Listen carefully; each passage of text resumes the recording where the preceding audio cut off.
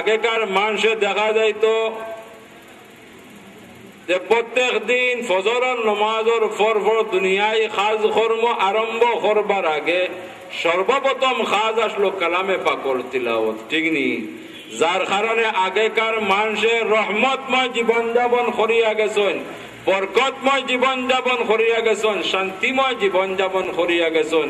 আর আমরা এই সমস্ত আমল থেকে দূরে সরিয়া রহমত থেকেও বঞ্চিত, বরকত থেকেও বঞ্চিত, শান্তি থেকেও বঞ্চিত, ঠিক নি?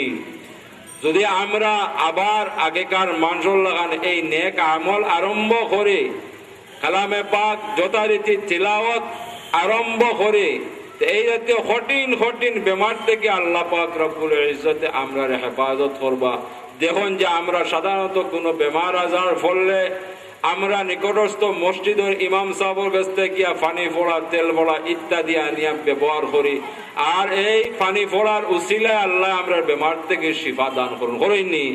ইমাম সাহেব কিতাব পড়িয়া এই ফুক দেন বলে কালামে পাক তিলাওয়াত করিয়া ফুক দেন, আর এই কালামে পাকের উসিলায় আল্লাহ পাক রব্বুল ইজ্জতে আপনার আমার কঠিন কঠিন বেমার থেকে হেফাজত করুন। এই কারণেই আমরা প্রত্যেকের লাগে জরুরি হইল বেশি বেশি করে কালামে পাক তিলাওয়াত করা। বিশেষ করে কালামে পাক তিলাওয়াত করলে মানুষের ইমান মজবুত হয়, ইমান কামিল হয়, ভিতরের জঙ্গার পরিষ্কার হয়। যেমন মানুষে গুনাহ করতে করতে ভিতরে জঙ্গার পড়ে যায়, মরিচা দড়ি যায়। আর কালামে পাকর তিলাওয়াতের কারণে বিশেষ করিয়া বড় আওয়াজে তিলাওয়াত করলে মানুষের এই ভিতরে জঙ্গার দিয়ে আল্লাহ পরিষ্কার করে দিন, মরিচারে পরিষ্কার করে দিন। এই কারণে আমরা জোরে জোরে কালামে পাক তিলাওয়াত করার চেষ্টা করা। আল্লাহ পাক রব্বুল ইজ্জতে আমরা তামাম রে তৌফিক দান করুক, হুক আল্লাহুম্মা আমিন। মুহতারাম হাজিরিনে কেরাম, আল্লামা সাহেব কিবলা রহমতুল্লাহি আলাইহি আমরা রে সময় উপযোগী আরো অনেক আমল হল শিক্ষা দিয়া গেছেন। বিশেষ করে এই আমল হল বর্তমানে খুবই জরুরি।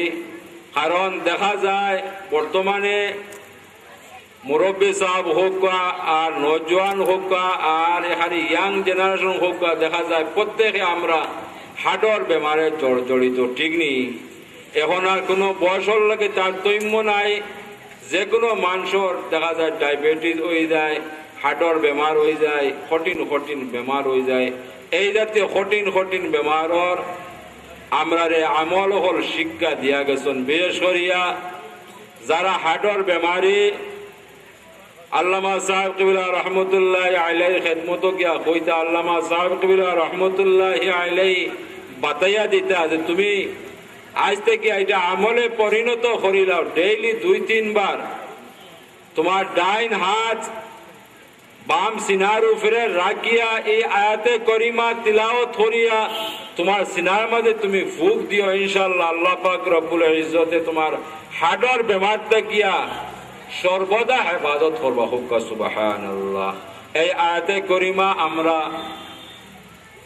এই কালামে পাকত তালাশ করলে পাইমু 26 নম্বর পারার সূরা ফাতহার মাঝে হুয়াল্লাযী আনজালাস সাকিনাতা ফি কুলুবিল মুমিনিনা লিয়াজদাদু ঈমানাম মা ঈমানিহিম ইলা আখির আয়াত পর্যন্ত।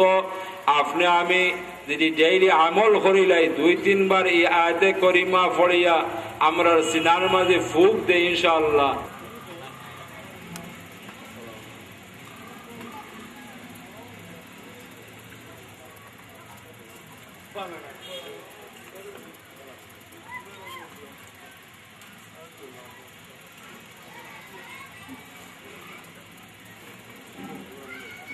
রহমতুল্লাহি আলাইহি ছোট একখানা কিতাব লেখা গেছেন সময় উপযোগী, আমরা প্রত্যেকের সংগ্রহ করার দরকার। এই কুটিনাটি জলহল আছে সব লিপিবদ্ধ করিয়া গেছেন।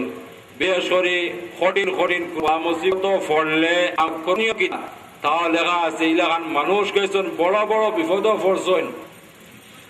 আল্লামা সাহেব কিবলা রহমতুল্লাহি আলাইহি খেদমত গিয়া কইছেন, আমার এমন কোন আমল শিক্ষা দিয়া দেখবা যে আমল করলে এই জাতীয় কঠিন বিপদ থেকে আল্লাহ পাক রব্বুল ইজ্জতে আমার রেহাই দেয়, বাতাইয়া দেয় যে তুমি সর্বদা এই আমল করতে থাকো।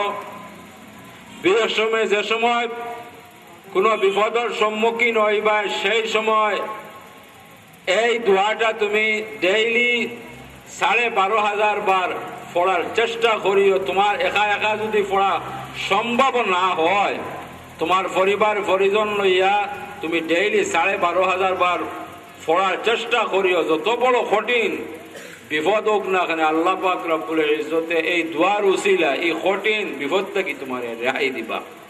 সুবহানাল্লাহ। এই দোয়া হইল ইয়া বাদিউল আজাইব বিল খাইর ইয়া বাদিউ। এটা কোরআন এবং সুন্নাহ মোতাবেক আল্লামা সাহেব কিবলা রহমতুল্লাহি আলাইহি এই আমলগুলো আমরা শিক্ষা দিয়া গেছেন। এগুলা বর্তমানে খুব সময় উপযোগী আমল হল, এগুলা আমরা করা একান্ত জরুরি।